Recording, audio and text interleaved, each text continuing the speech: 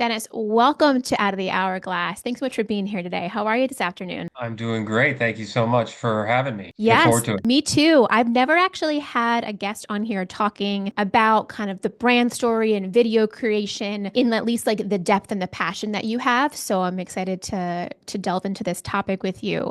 So thank you for in advance for sharing your kind of your wisdom and some golden nuggets with us. We had the pleasure of being introduced by Jay Rogers, who's a coach for Nolan Consulting Group, and you've done some work with him as well. But for those who Mhm. don't know you or haven't had a chance to meet you, can you give us a quick rundown of who you are, what you do, and where you're from? I am the co-founder and partner of Three Bridges Consulting. We are a full-service marketing company. We are located in Florida, but we do business all over the country. I live in Delray Beach, Florida. My business partner lives in Sarasota, so we have the state covered on both coasts. We both have lived in the cold, but like to live in the warmth now, so that's helpful. But we do travel a lot for our jobs. The best way to put what we do is we are fractional CMOs, fractional Chief Marketing Officers. So we come into your business, we look at what you need. Sometimes you need everything a CMO offers. That means you need all the digital marketing, you need all the big media, small media, social, everything. We have teams behind us that can do all of that. Most often we find holes that we're plugging. Like I need my brand story to be elevated.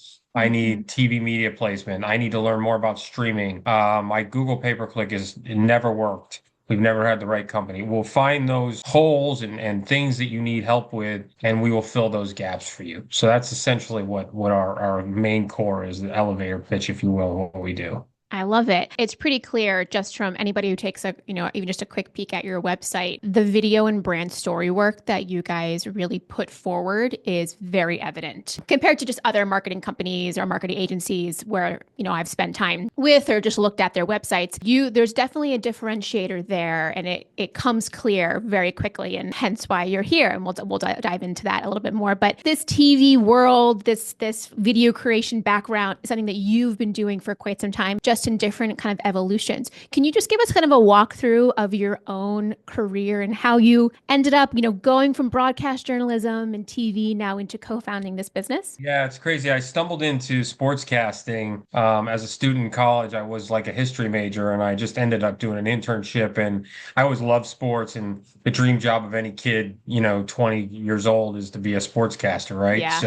So I kind of stumbled into it, and it kind of took off for me. I ended up running a sports department in Buffalo, New York, and many years of covering sports teams in Buffalo and being the main sports anchor back when that was the cool thing to be, right? When you Hmm. waited till 5, 6, and 11 to watch your sports guy. That was me for a while. I like to say I had the same career of an athlete. I was a sportscaster from like 22 to 38. So when Then athletes it was would over. retire, I kind of moved into a different direction. So Yeah. and when I saw that direction moving for me, it was to move into sales and marketing in TV. It was for a lot of people, it wouldn't have been an easy transition, but I'd already kind of worked in that world. I was kind of creating sponsorships around sports and thing. I kind of became friends with the sales guys, and I knew ways to like infiltrate news, which you're not supposed to do, but we did it, and we would get Hmm. sponsors in places, and I kind of understood what they were doing. So I kind of had a soft landing into sales and was able to work my way up with Tegna, which is a large media company. I eventually ran a sales department out in Sacramento, California. So we would sell media. We would sell TV commercials and then place those commercials. And this was the evolution of digital media. So all these media companies were doing digital. So I kind of learned all aspects of marketing and sales. And my differentiator when I was a sales guy was I would go into a company and talk to them about their brand story. I would go in there and I would be like, what makes you different? And I know a lot of people do this, but the authenticity of being able to interview a business owner and really dive into that meant you weren't just trying to sell them spots and dots. So Hmm. I was able to do pretty well in that business. And the long and short is I just got burned out with corporate. Yeah. They weren't as sort of creative as I wanted them to be. And I could tell you countless stories of things that I tried to get pushed through corporate that wouldn't get through. And I just found a way to start my own marketing consulting firm with a business partner, and we just evolved from there. We just kind of built a company doing the kinds of things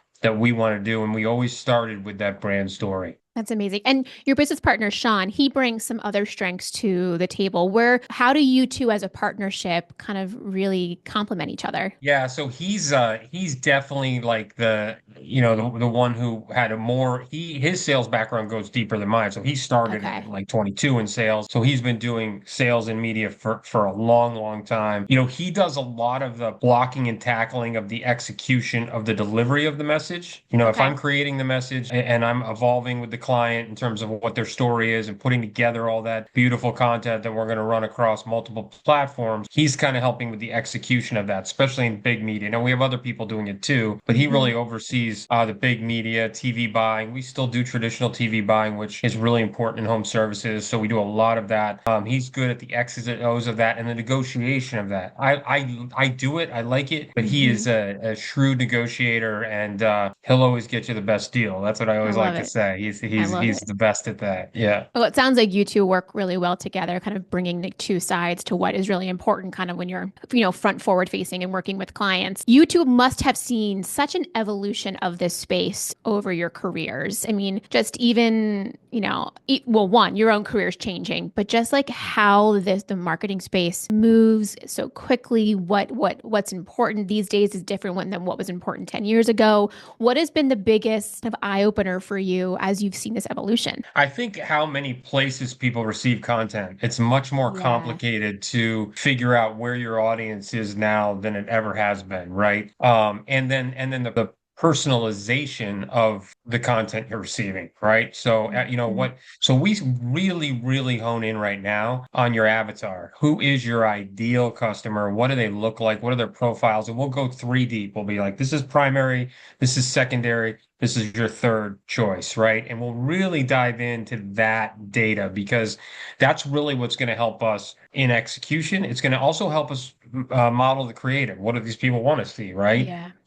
So those are the kinds of things we really hone in on now. I think it used to be just when it was more mass media, it was just like catch people's attention. What's funny? Like what's da da da da. But now it's like different for different people. So it's much more complex. Someone once said to me, marketing really is like the intersection of like data analysis and then like the artistic content creation. I felt like it was such a great way to say it because sometimes we think of marketing as just like the content, what gets put out there, the visual, but there's so much emphasis and work that has to go behind the scenes from that data collection point, from those avatars, really understanding who your ideal customers are and then actually where they're going to be. Like that takes a lot of data work and analysis to pull together to actually make sure you're executing your content well. Does that feel like an accurate description to you? Yeah, absolutely. And then catching them like in the right moment, right? Like Yeah.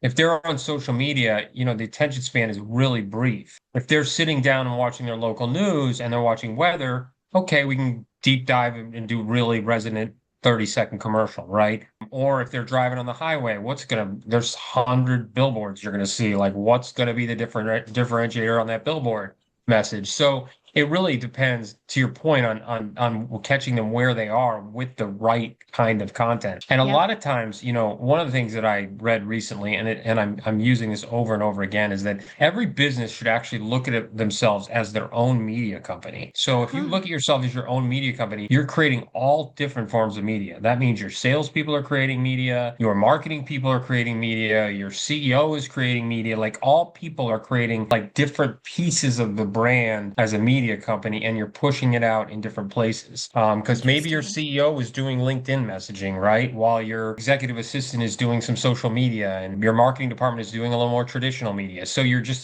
this conglomerate of media that is being pushed out at all times to keep your brand in front of a lot of people. Which probably shows like the importance of all of that media that's being put out there, like the cohesiveness. And so if Mhm. what the CEO is putting on LinkedIn looks different or speaking in a different tone or language than what is going out on the marketing channels, the social media, there becomes a disconnect. And that obviously becomes Right. a disconnect in your brand story. And I think I want to dive into that a little bit. But the one thing I have to ask about is just the company name, the three bridges. And I've seen it on your website, you're creating bridges to kind of your customers. But where did that name come from? Like what? I love this. I love telling the story. So I'm Please glad you do. brought that up. I Yeah. love telling the story. So we were Limelight Marketing Company. Like we hadn't even, I don't, maybe we had done our LLC, but I don't think we had. And I Okay. was sitting in my office, and I'm going to turn my camera. It's blurry right now. I wish I could take the blur off, but Yeah. there's a painting behind me right there.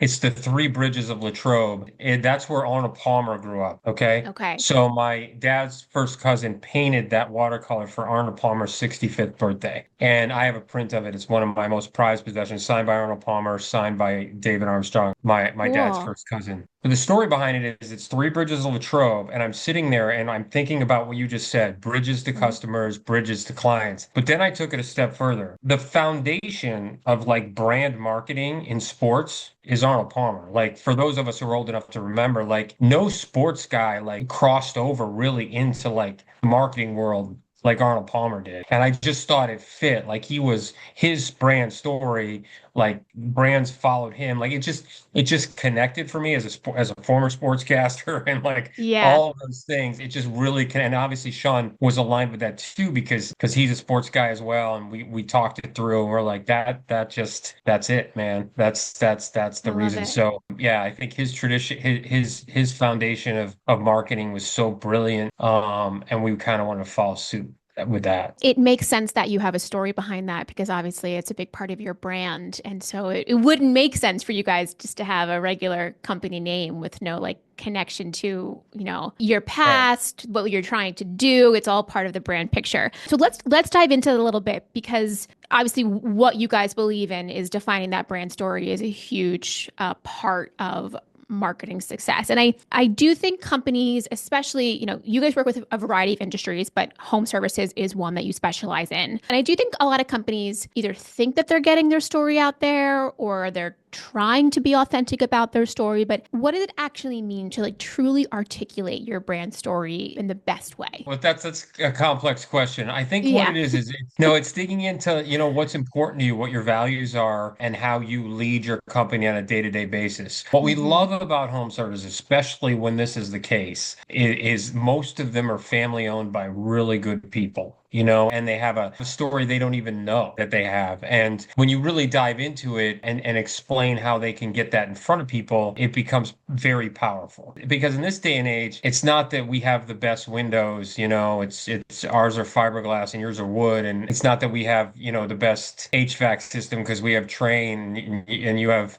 something else, right? So Hmm. it's more about like why you guys and where did you come from and what gives you the story and the history and the tradition that makes us trust you. The other thing in home services that I think is so important is if you can tell a story that is consistent, you also break through the guys that aren't going to be around very long. If you do cost more because you've been around for a while and you have the right kind of service and you want to have better margins, then you need to have a story that beats that guy who's not going to be around next week or the week after or a year from now or 2 years from now. People want those trusted sources they can be around. And by elevating your brand, you become much more trusted. I hope that answered your Hmm. question Yeah, I feel like properly. it does. Do you often see companies try to attempt to do this, but then what are they doing wrong when they are trying to get that across? Like what's a Well, brand I'll be story honest with you, attempt gone they don't wrong? want to invest. They don't want to invest in growth. So, Yeah. I mean, we kind of have a not simple formula, but a formula that we like to talk about for growth, and we can sort of take you through what that's going to manage. If you try to kind of piecemeal it together, it's not going to work. And having said that, we run into a lot of companies that are like fine the way they are. We've got two trucks, and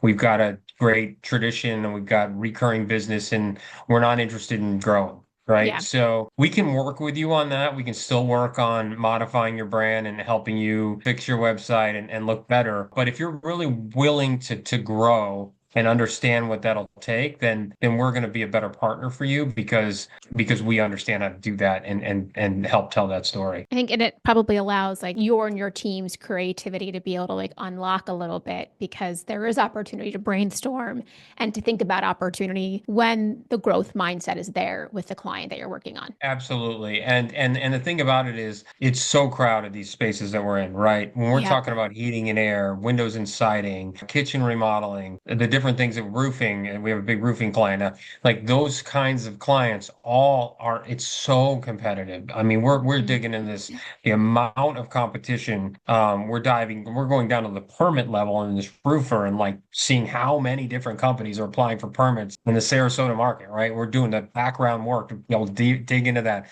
to look at their competition, right? And then we're looking at how many are advertising and the different mediums that are advertising. We're saying, oh my gosh, you have so much competition. But having said that, there's also a lot of business. So if you grow one market share point or you grow 2 points in a year, that's a lot of revenue. So how do you do that? Yeah. You do that by differentiating yourself from your competition. It sounds simple, but it's complicated when you have that much competition. When you see that, when you see the level of competition that exists, does that excite you guys? Does that provide like a level of intimidation? Like when you are working in an industry that is just so crowded and it's like how are we going to help this company stand out in the field of many? Does that drive competition for you guys? Like a I love competitive it. Yeah, nature? we're very competitive. We love it. And we love the fact that we do think we're good at what we do and that we can win. We're very confident in being able to win in those spaces when we're given the opportunity and the resources. I mean, those are two big things. You got to have the Yeah. opportunities and the resources. And if we're given those, we'll win. I mean, we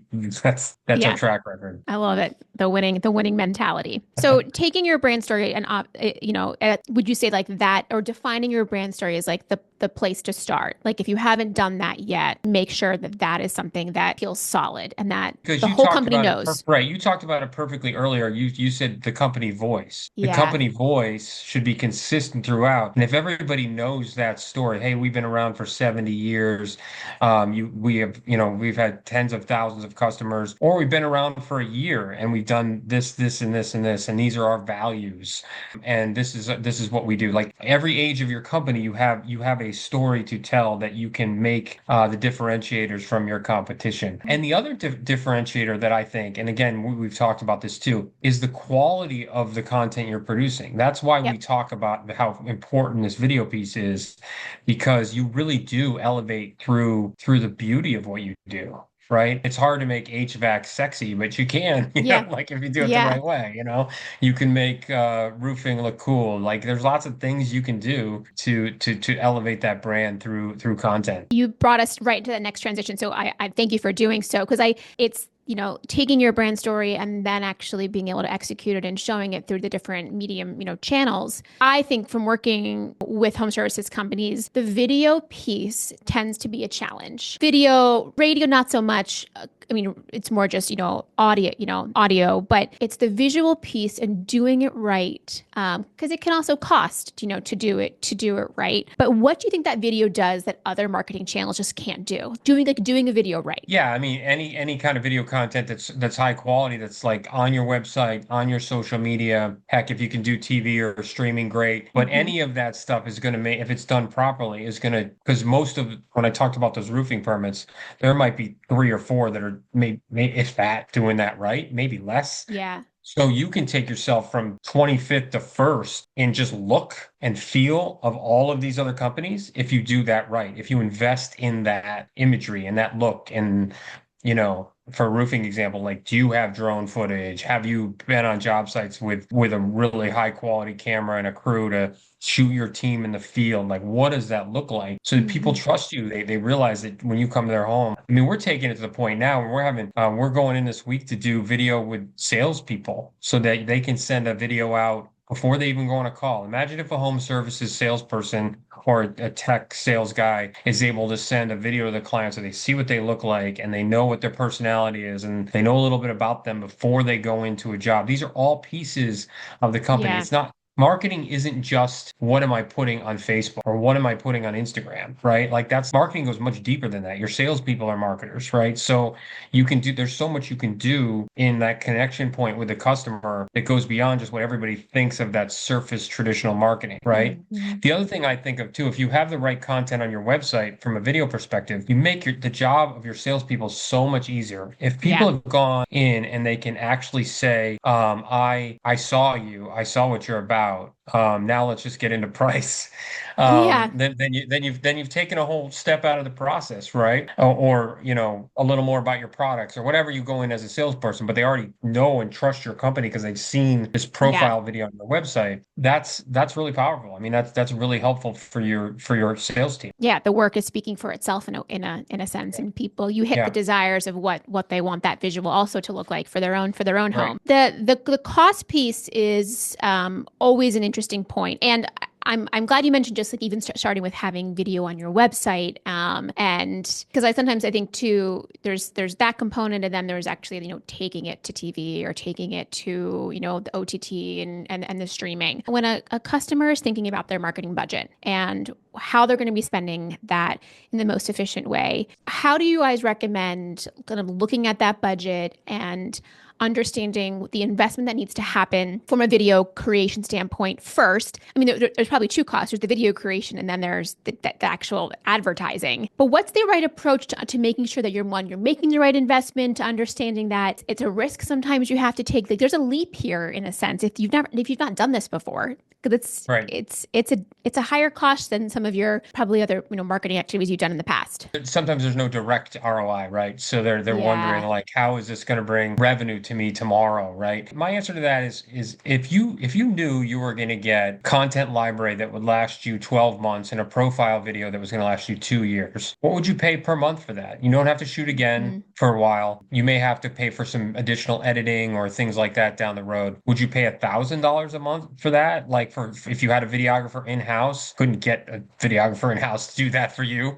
Yeah. So for $1,000 a month. So prorate that over a year, that's $12,000, right? Prorate that over 2 years, and that's $500 a month. So Yeah. I say look at it more as a long-term prorated expense than Okay. the sticker shock of the one-time deal, right? Because that profile video, your brand story is also like a documentary of that space and time of your business. How valuable is it to say, this is what our business was like at this point in this time? And say your dad passing the business on to his son, and you've got an opportunity to speak to that, and you've like got this whole story. I could send you the one we just did with Kitchen Saver up in Baltimore, and was the founder of the company came back to do the video with us, and he had passed it on to his son-in-law, and the two of them spoke about where the business came from and where it is now. And I mean, that's like a docu-film that they have forever. Yeah. They can That's show a their really good grandkids. point. They can show their grandkids this someday, right? So Yeah. you're creating this like real opportunity.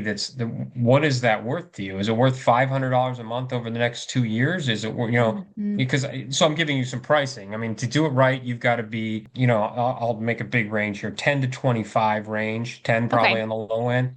25 on the high end to do a lot more content. Depends on whether we, fly into a studio we have in Sarasota or we're Hmm. coming to you. A lot of that includes our expense if we come to you. So, again, a lot of people would shy away from pricing. I don't. I think one of the other things you read, if you read Endless Customers, it's like, get the price out there, right? Like start right away with the elephant in the room. Okay, Yep. like Yeah, no. And I let's appreciate go. that. That's real tangible information for people to actually begin thinking about and processing. But I like the way that you explain it as like a long-term investment. This data, this content that you're capturing now, you're not just going to use it for one, marketing activity or one channel. That's something that can be utilized for a couple of years in different ways and pieced together.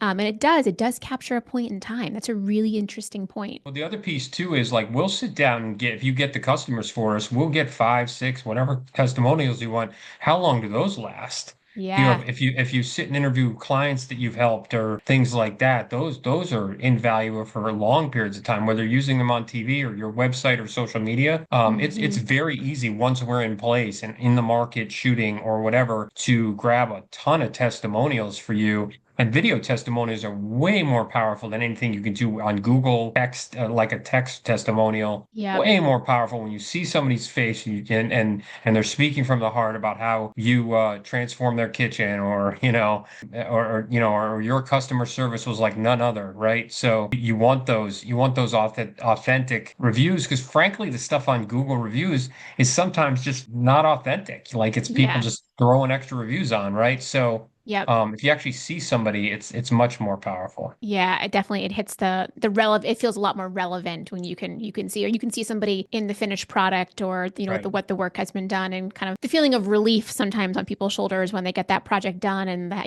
their house is now in a better Oh place yeah. than what it was. Yeah. Because home ownership too is stressful. Or even if you're a property manager and you're commercial work, I mean, when you're tasked to get these big projects done, and it needs to be a good experience. And Right. that can be shown through in these testimonials. Are able to compile content like this. How do you, obviously, you guys work with companies and kind of help them utilize it in different ways.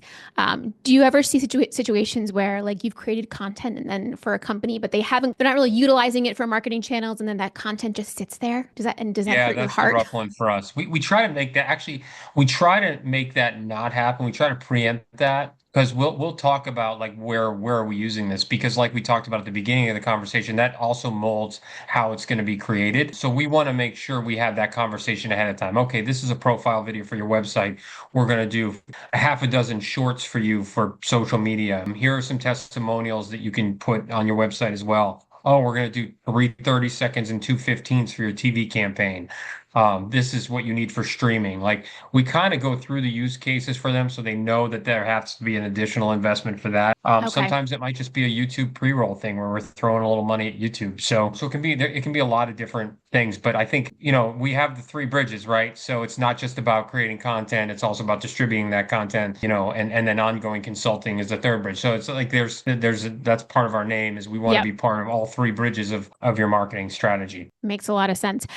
You guys have obviously testimonials on your website. You've had a lot of kind of client case studies, but do you have any examples of just a customer or a case study where you just saw a company embracing taking the leap here, wanting to grow, maybe starting off a little bit smaller, and what the investment in this activity has now done for their business? Yeah, so we have a couple, well, several scenarios, but I'll just give you one company in Denver started from scratch, literally was a startup HVAC company. And after I think 3 years, sold for maybe 10 million or something like that. Like we built them Wow. from scratch. Another one that was already very established out in Sacramento. This was our first client because I was friends with the guy who ran the company. They really were committed to growing. Like they really invested, and we came up with some really cool creative. One of my best stories about coming up with cool creative was this guy was a dad. He had two young girls at home. We were friends, so I knew his daughters. Hmm. And this was when TikTok was just starting, and his daughters had learned all these TikTok dances. So I said, what if we did a spot where you jump in and do the dances with them and learn them? Like that's the spot. The end of the spot is like you work hard all day. What do you do at the end of the day? Well, the end of the day he comes home. Yeah. So every spot ended with him trying to learn a TikTok dance that he had learned. And he became known as like the TikTok dad in I love Sacramento it. for like a while. He actually got interviewed on local news. So anyway, that's just an example of creative taking you to another level because his company grew and he sold to private equity. I'm not saying it's just because of that, but Yeah, but it yeah, was a yeah. big part of growing his brand and having that resonate and having his commercials cut through the clutter. And then he was able to sell for a lot. I mean, he doubled his revenue within like 3 or 4 years from Wow. all his marketing channels, but TV was a big part of it, and we were a big part of helping with that. Yeah. Do some of these companies, I mean, that's a great example. He's doubling in a couple years, doubling revenue, where like the market, like they've leaned into this in such a way where, and they're getting it right. The revenue is growing, the leads are coming in, but then you see like, oh, production needs to catch up here. Because obviously that's the other, hat to all of this. And we work with a lot of companies on the production and operation side and kind of scaling their business to be able to hit those revenue needs. Have you ever seen where like the production struggles to keep up with the marketing? Yeah, oh yeah. Yeah. Yeah. Yeah. I mean, a lot of times we also too have to dig into your phone answering, like all of that. We'll Yeah. use call rail and we'll listen to calls and we'll be like, your people are not getting it done. And we're constantly right now evolving into AI systems that will help your call centers work better, analyze the call data, which calls, that you get lead to business and then backing that up to how the lead came in and optimizing their campaigns based on all that data. So we're constantly on the cutting edge of that technology too.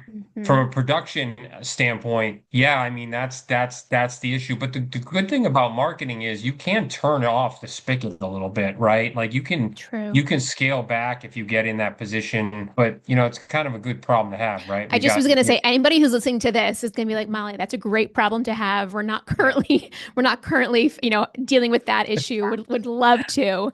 Typically Yeah. it's the But other way around. I think you bring up a really good point because the one disconnect is not necessarily the production side, but it is what I was just talking about. It is making sure your phone system and your people on the other end. We've run into that probably more than anything else, is that we're giving you leads and your people are just fumbling them, or Yeah. your close rates aren't good, your issue rates for leads aren't good. Like, what is going on when these leads are coming in that you're not Hmm. able to execute? I mean, because people want answers quickly.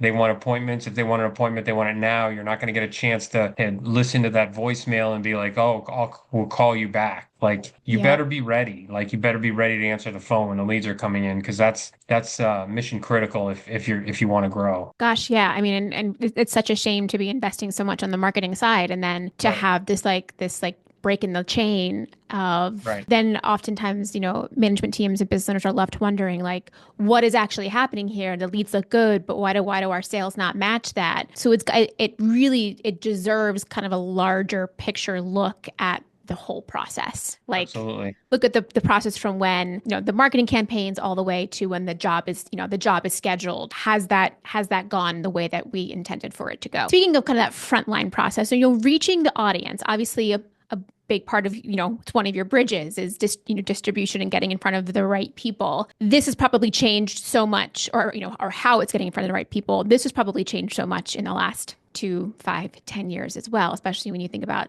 AI, the AI search component. How are you guys trying to evolve and adapt to stay like ahead of the game here? Well, the biggest thing is the back end of your website. Your SEO has to be designed now for AI. And I'll tell you, it's funny we talk about video. Video is a part of that. Like having more FAQ videos and things that make you the authority in your subject matter are significant. FAQs, just building out the back end of your website so that when, the ChatGPTs or the Geminis are picking out what they're going to show for, if you do a chat search like you would do Google search, who's going to show up, right? So we are constantly working on that technology. The back end of your search engine optimization is what's critical for that. And it's when you say evolving, what was right now was not the same 6 months ago. Like, it's changing Yeah. all the time. So you really have to be the experts on top of it all the time. That's why, like, it's above my pay grade. We have other people doing it, Yeah. but it's important to know that we are a company that does stay on top of that from from the back end of your website. That's probably the biggest thing. The other thing it's doing is it is allowing us to, elevate our creative. We don't like to go away from we would never fully AI creative. I know a lot of Yep. people are doing that. Like, they feel like they can, but I think most people can see through that. They can see like AI videos when they're AI videos. What it does sometimes is it enhances what we do. We can Okay. create what's called B-roll, or cover video, that fits into a scene that we may not have been able to shoot exactly the way we want to shoot it, right? Or it can change, lighting or mood or things like that. Or in our studio setting, in our AR VR studio, we can change the backgrounds where the business owner is standing in front of it. We did one recently where it was Integrity Decking out of Wisconsin, and they're multi-market, huge decking company. And we were able to put the business owner, and it was called Our Decks Survive All Seasons. And we changed the seasons behind it, and he would change Cool. outfit. And we did the whole Oh, cool. spot where it looked like he was on this deck in the different seasons. And that was kind of a way to use a studio without having to shoot in the real Yeah. world all of those scenes. So you can use AR, VR, but I still think you want to hear from the business owner. You want it to Yeah. be authentic. And there's a fine line that we have to watch when we're balancing those two things. I'm glad that you say that too, because there's all of this talk and threat about AI, taking jobs, but the human component, the human touch in all of this is important. And I think the more AI, that content that we see that's out there, it's gonna create an even stronger desire for the real, for like the actual human piece that we all look to connect with. I mean, ultimately humans crave connection with each other. And when it just feels like an AI, machine created a fake background or created a fake AI voice and a fake, person. That person isn't real. And how do you trust the company in a sense? Like if the person speaking to you as a brand representative of whatever company is actually not a true human, where does the authority lie then with the company? Well, I'll tell you, when Coke produced, I'll take to a top brand level. When Coke produced that AI Christmas commercial, I like lost faith in that brand. What are you Yeah. spending your money on? Like Yeah. why would you cut corners like that and get rid of your creative department and all the people that like work so hard and you cheaped out on that terrible Christmas commercial that Coke did that was so clearly AI. So Yeah. anyway, that's my soapbox on that one. But That's a good point. yeah, you bring up a good point too. The other thing that's interesting about using AI, particularly in home services, since we're talking about that, Mhm. is the other reason it's a fine line is because the trades are the one industry, well, one of a few industries that aren't going to be overly affected by AI. And what I mean by that is you're never going to have AI replace that guy who's coming in to do your HVAC repair or install your new HVAC or put your new windows in or put that roof on, right? Like, Yep. so there has to be some like personal connection because of that, because that industry is always going to be very personal. So if your marketing is all AI, there's a disconnect there. To me, anyway, there's a Yep. disconnect between what your marketing doing and what your business actually is, which is your brand is about customer service and face-to-face interaction and real people, right? So you can't phony it up and do the fake stuff if you're in the trades, I don't think. Yeah, no, I agree. I completely agree. And it's important that I hit on something that you mentioned earlier. I mean, you guys are you specialize in all of this, and you're trying to stay as ahead of the game, but you also work with people who are even more ahead of the game than you personally are. And I think about that in the sense of, we have clients who come to us and or prospects who come and say, I need help with my marketing. Can you do our marketing help? And I'll say, oh, our coaches can help work with you on establishing your marketing budget. We need to point you to an actual marketing company or agency who is specializing in this and is paying attention to how things are changing every day. We need to create partnerships like this where I can introduce you to a client who is growth oriented, looking to scale, needs a marketing director, considering a marketing CFO, and know that putting them in the hands of people who like live and breathe this industry every day. Yeah, I mean that's exactly right. I think we every business like this in this industry needs help, Yep. and that's why our name is by design, Three Bridges Consulting, because we can consult at any level, right? Like we can just have a preliminary conversation and consult and be, in the background, or we can be as hands-on as Mhm. you need. So yeah, and again, we've spent over 7 years building like best in class teams. It's taken us a long time to get all of these things aligned so that when we come to you, we can faithfully say, like, we have an amazing pay-per-click team. We have an amazing SEO team. Our production, we talked a lot about. We talked about Mhm. our media buying and things like that. So, we put a lot into this behind being able to do what you could spend a long time researching, right? Yeah. Like So yes. you could spend a long time researching this on your own and looking at other companies. We Yeah. vetted all of these areas for you ahead Yep. of time. When you think about kind of the future of this space, what excites you the most? I think the ability to really, really get even better at driving leads specific to like and some of the targeting we can do now. I think that's one of the exciting things to me is being able to like really hone in on your area that you're trying to get and where your business is going to be most successful in the geographic area. I mean, we deal with business owners in specific communities and where do they want to focus their business and drive their revenue for their people. And that's the biggest thing. I think the other thing that really excites me is, what we're hearing a lot, and you're probably seeing this too, Molly, is there's a lot of like boomers that are Hmm. moving out and they're trying to figure out what to do with their business. And I Yes. do feel like in the next few years here, there's going to be, and this is nothing against the boomers, but there's going to be a new generation of people that come into these businesses, whether they buy them or take them over from their dads or whatever happens, they're going to move in and they're going to be more open-minded to all this marketing, all of Yep. these things that they can do to grow their business, all of these things that haven't been done previously, because the business ran it a certain way because it was very successful that way. You're going to have Yep. these new minds coming in and being like, okay, I need to talk to a company that can do all of these different things for me that I've learned in growing up, around social media, around all the different mediums that we talked about earlier, where you can consume content. I understand what we're saying about this HVAC company needing to be a media company first, right? Yep. Like these people are going to understand, these new owners that come in are going to understand that part of the business maybe more than their predecessors did. Absolutely. I completely agree with you. We're already seeing, I mean, we work with, a decent group of business owners who are in that stage of their life. And I can only imagine, like, what is this business going to look like when so and so takes it over, or when that business sells to somebody else? It's going to look different, just because the way of doing things in the past and just the traditional marketing activities that they were so comfortable with, one won't work now in the current day and age. But there are a lot of younger, kind of forward thinking owners coming into this, That's and great. looking at it as a from a different perspective. It's not about necessarily like the craft, but it's about the business. And Right. I can look at this as a business model and really kind of evolutionize this. And so it's less about skills that I think what we're seeing with business owners being interested in. It's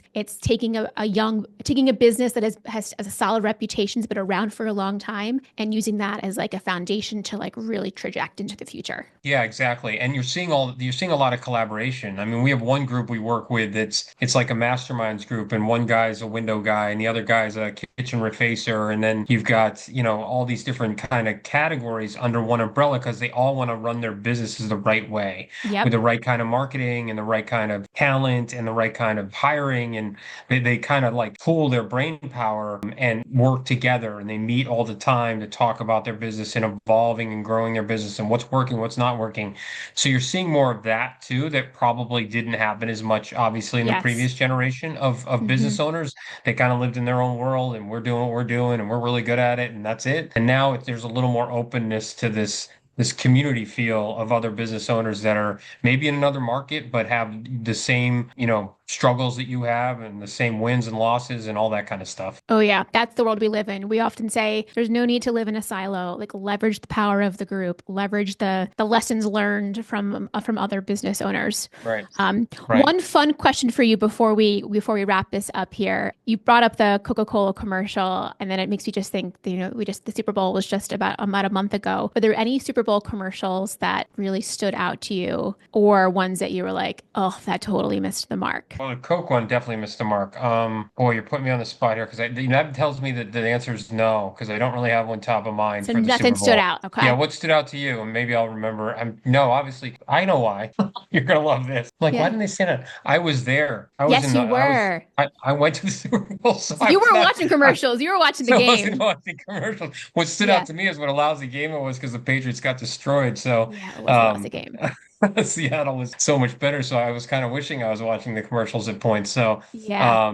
yeah. So, I can't yeah. recall any of them particular, specifically myself. If I was to Google it, and like it would jog my memory of a couple, but no, there weren't. Although I keep thinking the State Farm one Haley keeps coming. Steinfeld, that's the one Yes. that's the one that stood out to me too. Yeah, yeah, yeah. Yes. That's yeah. And it has played a couple times. I've seen it since. And it That one makes stood out me to me too. That one is the one laugh. I was going to mention because I had seen it since then. But yeah, so that would have been the one I mentioned. Yeah. Well, good. I'm glad that we have alignment on that, and I picked up on a good commercial. All right, real quick, Dennis, for those folks who want to connect with you further, learn more about you, learn more about Three Bridges, what's the best way to do that? Yeah, just go to the number three bridges.com and message us on there. That's a great way to do it. The other way you could do it is, the other way just to sample some of our content is Mhm. to just search Three Bridges Consulting on YouTube. Great opportunity for you to see our home services playlist and some other things. It's a really good example of what we do. But yeah, go to our website, the number three bridges.com, and just message us there. It's probably the Perfect. best, and we'll get back to you as soon as we can. And we're also on all the social media platforms. If you search Three Bridges Consulting, you'll find us on Instagram and Facebook as well. So that's And good. And for any of our clients who are listening as well, I'm also happy to make an introduction to Dennis or to Sean. I've had the pleasure of meeting with them both a couple times now. So, clients, if you're listening, please feel free. But you also have a podcast that we want to yeah, make I sure that do. people know about. Tell us about it. So this is separate from Three Bridges, although it's kind of a Three Bridges production. So we have a podcast called the back nine. It's not Okay. about golf. It's about living your best life after midlife. I happen to be on the back nine. I don't know which hole I'm on yet, but hopefully I'm Mhm. on one of the early holes in the back nine. But it's a metaphor for, again, living your best life on the back nine. We live, we talk about health and wellness. We talk about surviving divorce or marriages that have been somehow stood the test of time too. Mhm. Both sides of that and where we stand after middle age. Yeah, we do deep dives into a lot of everything. Travel, anything that kind of affects you and helps you live your best life after midlife. So It's a that's what it's great about, and it's called the Back Nine Podcast. It's a great theme. It's a great topic. I'm going to share it with Brian Nolan, our founder, co-founder here, because he's really big about he's in the back nine of his life, he would also say. And he is big talking about like finding your second mountain. Like, how are you spending your time? How are you living that back nine of your life the best way? And it's something that a lot of business owners struggle with, who identify like as their work, as their business, but then get to a place where they want to retire or start their succession plan, but they don't really know how to spend kind of their back nine time. Yeah, we talk a lot about that, so it's really helpful. I'd love to have him on too at some point. We'd love to Yes, have him on the I Back will Nine. connect you too. I'll make sure he listens to this episode. He listens to every podcast, but make sure he gets to the very end here, because I know that this will really spark an interest with him as well. Dennis, Awesome. thank you so much. I appreciate the Thank you, conversation. Molly. It was a pleasure talking with you. I hope to be able to, have you and or Sean on in the future. I think you guys are a great kind of, partner for us from a marketing perspective, for us to be able to look at you, for what's happening in this space. You guys clearly are kind of keeping it kind of ahead of the trend, but you share a lot of wisdom. So thank you for bringing that to the table here. I appreciate it. Absolute pleasure. The hour went by very fast, so It thank you, Molly. You did. did a It great did. job. Great All stuff. right. Well, Thank until you. next time.